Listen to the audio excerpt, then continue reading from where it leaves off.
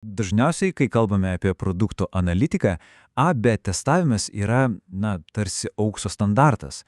Bet ką daryti, kai jo tiesiog neįmanoma pritaikyti? Šiandien kaip tik ir panagrinėsime situaciją, kai tenka ieškoti kitokių sprendimų ir atrasime, kokią galią slėpia regioninis testavimas. Gerai, nerkime tiesiai į esmę. Įsivaizduokim situaciją.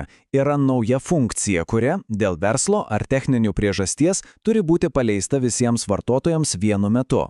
Kaip tokiu atveju išmatuoti jos poveikį, jei negalima tiesiog paimti ir padalinti auditorijos į dvi dalis? Štai, kad būtų aiškiau, konkretus pavyzdys iš nekilnojamojo turto skelbimo platformos. Kairėje matome standartinį įprastą skelbimą, o dešinėje naują patobulintą formatą. Jis didesnis, turi nuotraukų lankyklį, tiesioginio kontakto mygtukus. Akivaizdu, kad pardavėjams tai geriau, jų skelbimas iškart labiau matomas, bet kyla klausimas, kaip tai paveiks visos platformos pajamas. Pirma mintis, kurio ateina į galvą, žinoma, yra atlikti klasikinį A/B testą. Tiesiog paimti vartotojus, padalinti juos perpus, vieniems rodyti seną formatą, kitiems naują ir tiesiog palyginti rezultatus. Paprasta, ar ne? Pasirodo ne visai. Ir čia iškart susidurėme su pirma problema – tinklo efektais. Jeigu tame pačiame paieškos rezultatų puslapyje atsiras ir seni, ir nauji skelbimai, šis didelis, akį traukiantis naujas formatas natūraliai pavogs dėmesį iš mažesnių, senesnių skelbimų. O ką tai reiškia? Ogi tai, kad testinė grupė tiesiogiai kenkia kontrolinai. Toks testas, aišku, būtų nepatikimas. Gerai, bet tai dar ne viskas. Yra ir antra problema – informacijos nutekėjimas. Pagalvokime. Nekilnojamojo turto agentai dažnai dirba viename biure, nuolat kalbasi. Jei pusė jų gautų naują super gerą funkciją, o kita pusė ne. Kaip manote, per kiek laiko visi apie tai sužinotų? Tikriausiai per kelias minutės. Tie, kas funkcijos negavo, galėtų tiesiog naudotis kolegų paskyromis. Ir viskas kontrolinė grupė būtų užteršta. Taigi, standartinis A/B testas čia netinka, reikia kito plano. Ir štai kyla idėja. O kas jei naują funkciją palaistume tik viename regione? Pavyzdžiui, Almatoje, o visus kitus regionus paliktume kaip kontrolinę grupę.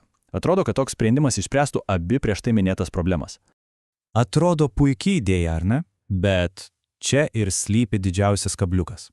Ar tikrai galima tiesiogiai lyginti vartotojus iš Almatos su vartotojus iš kitų regionų?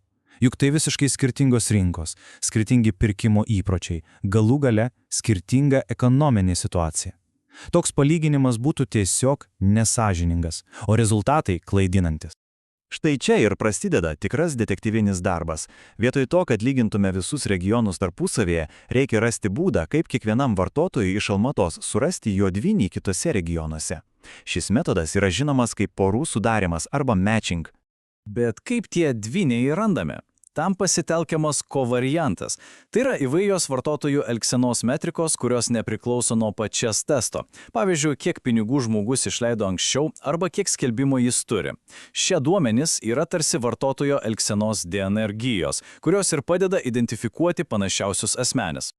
Na ir koks buvo tas pirmasis bandymas? Iš esmės, jis buvo labai paprastas. Tiesiog pasikliauta ekspertų nuomonė ir pasirinktos dvi atrodytų pačios logiškiausios kovariantės. Kiek pinigų vartotojas išleido praeityje ir kiek aktyvių skelbimų turi. Ir pagal šios du parametrus buvo ieškoma dvynių. Gerai, grupės sudarytos. Viena visi vartotojai Almatoje, kita jų atrodo kruopščiai atrinkti dvyniai iš likusios šalies dalies. Atrodo, dabar jau galima lyginti rezultatus ir pagaliau pamatyti tikrojo naujos funkcijos poveikį.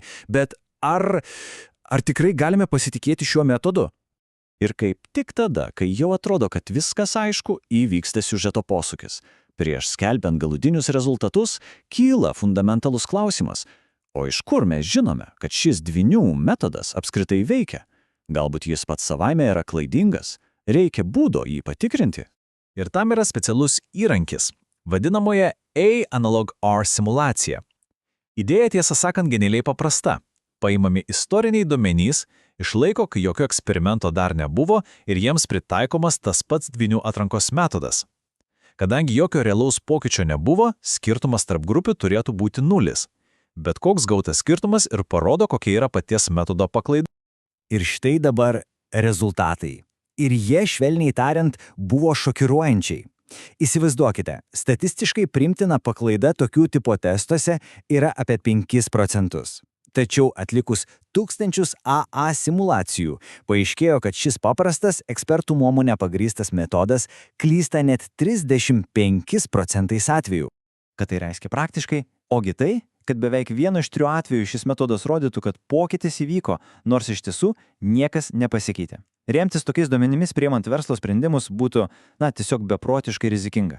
Šiuo metodu pasitikėti negalima. Na, bet komanda rankų nenuleido. Buvo aišku. 2 kintamųjo tiesiog per maža. Reikėjo kur kas galingesnio įrankio, kuris pats atrastų, kas iš tikrųjų svarbu. Ir čia į sceną žengia mašininis mokymasis. Taigi, kas pasikeitė? Pirma, vietoj to, kad spėliotų ekspertai, į darbą paliedžiamas mašininio mokymosi modelis. Jis išanalizuoja 10 metrikų ir pats nustato, kurios iš jų geriausiai prognozuoja vartotojo išlaidas. Išrenkami 5 stipriausi faktoriai. Ir dar vienas svarbus dalykas – pridedama istorinių duomenų paklaidos korekcija. Ką tai reiškia? Pavyzdžiui, istoriniai duomenys parodė, kad net ir radus tobulus dvynius, Almatos vartotojai vis tiek vidutiniškai išleisdavo 1000 tengių daugiau. Tiesiog toks regiono ypatumas. Todėl, kad palyginimas būtų sąžiningas, šitą istoriškai susidariusi skirtumą iš kiekvieno Almatos vartotojo rezultato reikia tiesiog atimti. Ir koksgi rezultatas po visų šitų patobulinimų? Prisimenate tuos baisius 35%? Dabar su naujųjų metodu, pritaikius mašininį mokymasi ir korekciją, AA simulacijų paklaiba nukrito iki tų pačių standartinių 5%. Bingo! Metodas veikia taip pat patikimai kaip ir klasikinis AB testas. Taigi, viskas. Detektyvinis darbas baigtas. Dabar jau turime patikrintą, patikimą būdą matuoti pokyčius ten, kur anksčiau atrodė misija neįmanoma.